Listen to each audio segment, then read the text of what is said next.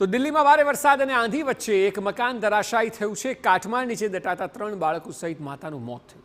દિલ્હીના ખડખડી નહર ગામમાં હચમચાવનારી ઘટના ઘટી છે। એક ગંભીર ઇજાગ્રસ્ત હાલત જે સારવાર હેઠળ છે। ઘટના દિલ્હીના દ્વારકા જિલ્લામાંથી સામે આવી। અહીંના જાફરપુર કલા નજીક આવેલ ખડખડી નહર ગામમાં ભયાવહ દુર્ઘટના ઘટી। ભારે પવન અને આંધીને લીધે એક મકાન લીમડાનું ઝાડ ઉખડીને નજીક આવેલા એક મકાન પર પડ્યું।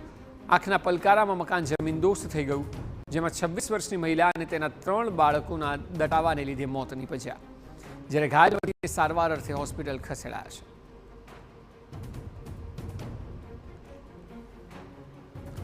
આપ જુઓ એ પ્રકારની સ્થિતિ સર્જાઈ કે જ્યાં 3 લોકોના મોત થયા, 3 બાળકો અને એક મહિલા કે જે માતા છે તેમના મોત થયા છે। પતિને સારવાર અર્થે ખસેડવામાં આવ્યા છે। મોડી રાતથી આ પ્રકારની સ્થિતિ કે જ્યાં વાવાઝોડા સમાન સ્થિતિ અને વરસાદ પણ જોવા મળી રહ્યો છે, જેમાં મકાન ધરાશાયી થઈ ગયું અને આ અકલ્પનીય ઘટના સર્જાઈ।